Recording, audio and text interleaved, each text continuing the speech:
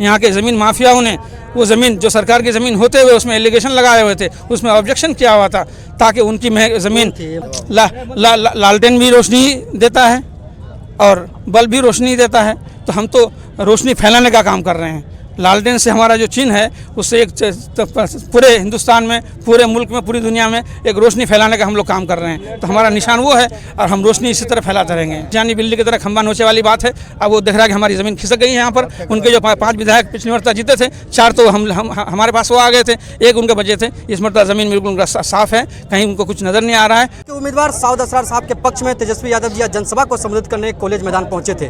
क्या कुछ इस बार उनका चुनावी मुद्दा है? लगातार जनता के बीच जा रहे हैं। एक बार वो यहाँ के एमएलए रह चुके, फिर से इन पर विश्वास करके टिकट दिया गया है। इनसे पूछते हैं कि यहाँ की जनता इनको दूसरी बार अगर विधायक बनाते हैं तो क्या कुछ उसकी प्राथमिकता रहेंगे और क्या कुछ सेवा करेंगे। आज बहुत बड़ा जनसभा हुआ यहाँ पर, क्या लगता है इस जनसभा से? बिल्कुल, मुझे इस जनसभा से, यहाँ के आवाम से, यहाँ के लोगों से मुझे उम्मीद है कि वो फिर दोबारा हमको जिता करके विधानसभा भेजेंगे। चूँकि पिछले दिनों जो उन्होंने मुझसे उम्मीद की थी, तकरीबन मैं 90% उसमें खड़ा उतरा। तो फिर इंशाल्लाह आगे मेरा ये सिलसिला रहेगा, मुझे जिता कर इंशाल्लाह भेजेंगे। फिर आगे जो कार्य है मैं उनकी उम्मीदों पर खड़ा उतरूँगा। ख़ासतौर पर एजुकेशन, तालीम पर हम लोग काम करेंगे, हेल्थ पर काम करेंगे। चूँकि पिछले दिनों हमने 7 छोटे-छोटे हॉस्पिटल 3-4 पंचायत के बीच में हमने बनवाया था, लेकिन 17 महीने की हुकूमत में वो बन पाया था और हमारी सरकार गिर गई। नीतीश जी चले गए बीजेपी के साथ, हम वहाँ डॉक्टर नहीं दे सके। हमारी सरकार आएगी तो उन हॉस्पिटल में हम डॉक्टर देंगे ताकि हमारी माएँ बहनें, जिनके मर्द, जिनके शोहर बाहर जाकर मजदूरी करते हैं, उनके लिए मुमकिन नहीं है कि वो मुख्यालय में जाकर 50 किलोमीटर 60 किलोमीटर दूरी जाकर इलाज कर सके। जब 3 किलोमीटर पर होगा तो वो घर से आसानी से जाके अपने छोटे मोटे इलाज कर सकेंगे उन हॉस्पिटलों में। तो हम इस तरह की चीज़ें करेंगे और जनता के इससे जो भी चीज़ें आएंगी इंशाल्लाह उसको हम पूरा करने की कोशिश करेंगे।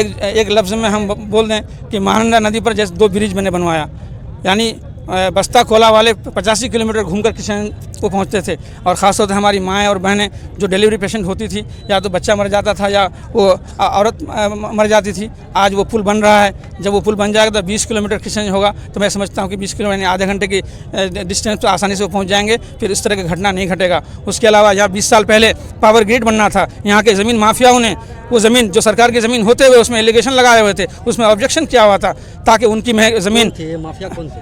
आप जानते हैं जो ज़मीन माफिया, आप इसमें कोई छुपी ढकी बात नहीं है। चूँकि उन लोगों ने ज़मीनें खरीद रखी थी, वो सोच रहे थे कि हमारी ज़मीन महंगे दामों में बिकेगी, सरकार खरीदेगी, हम मजबूर करेंगे। लेकिन जब हम जीत करके आए, हमने डीएम से बात की, उन्होंने कहा कि बिल्कुल हम आपके साथ हैं। हम गए, सेक्रेटरीट गए, सेक्रेटरी से मैंने बात की, सारी बातें उनके सामने रखी, उनको मेरी बात समझ में आई और 1 हफ्ते के अंदर रजिस्ट्रार मुतयन किया और आज उस सरकारी ज़मीन पर पावर ग्रिड बनकर तैयार हो गया। शहर को, नगर को, आप लोग नगर वाले हैं, आप जगमगा रहे हैं उन बिजली में। इंशाल्लाह पूरा विधानसभा जल्द ही जगमगाएगा। की बात करते हैं, संजय झा जी आए थे यहाँ पर संबोधन करने के लिए, जो जदयू के कार्यकारिणी अध्यक्ष। उन्होंने कहा कि लालटेन तो बाजार में मिलता ही नहीं है।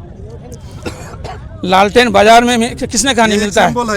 समझे कि नहीं? हर पार्टी का एक सिंबल होता है, हर पार्टी का एक चुनाव चिन्ह होता है, एक निशान होता है। हमारा लालटेन है। उन्होंने जनता से ये कि आपको लालटेन में रहना है या रोशनी में रहना है, या उजाला में रहना है या दिन में रहना है? लालटेन भी रोशनी देता है और बल्ब भी रोशनी देता है। तो हम तो रोशनी फैलाने का काम कर रहे हैं। लालटेन से हमारा जो चिन्ह है उससे एक पूरे हिंदुस्तान में, पूरे मुल्क में, पूरी दुनिया में एक रोशनी फैलाने का हम लोग काम कर रहे हैं। तो हमारा निशान वो है और हम रोशनी इसी तरह फैलाते रहेंगे। अच्छा, अवैसी साहब भी यहाँ पर लगातार दौरे कर रहे हैं सीमांचल में। एक सवाल अवैसी साहब खड़ा कर रहे हैं कि जो 17% है उसके लिए कोई नहीं सोच रहा है, जो 3% है उसके लिए सब कोई सोच रहा है। क्या लगता है इसमें? हर बिहार में ये 17-18% किस में है? सीमांचल में है। वरना दूसरे ज़िले में जो है कहीं 3% है, कहीं 5% है, कहीं 7%, कहीं 10% है। तो वहाँ के लोगों का क्या हाल होगा?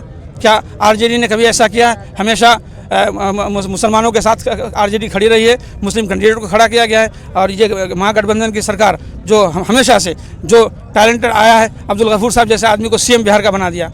तो ये तो उनको चूँकि चुनावी कोई मुद्दा मिल नहीं रहा है, वो बिल्कुल खिसियानी बिल्ली की तरह खंबा नोचे वाली बात है। अब वो देख रहा है कि हमारी ज़मीन खिसक गई है। यहाँ पर उनके जो 5 विधायक पिछली मरतबा जीते थे, 4 तो हमारे पास वो आ गए थे, 1 उनके बचे थे। इस मरतबा ज़मीन बिल्कुल साफ़ है, कहीं उनको कुछ नज़र नहीं आ रहा है। तो इस तरह की बातें वो कर रहे हैं। भी ऑफर दे रहे हैं पार्टी में आने के लिए, बोले हारने के बाद मेरी पार्टी में आइएगा।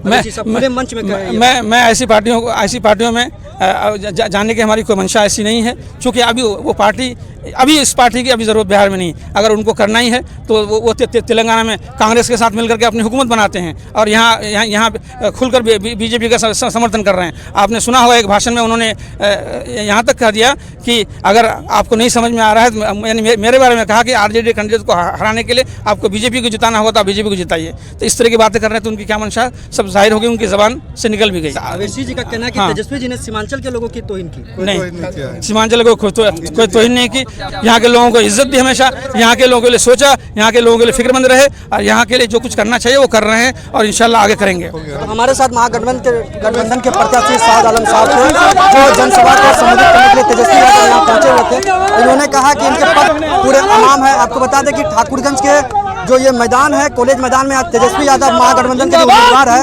साद आलम के पक्ष में एक जनसभा को संबोधित करने आए थे और साद आलम ने बात करते हुए मीडिया से ये बताया कि जो अवैसी पर उन्होंने जमकर निशाने साधे।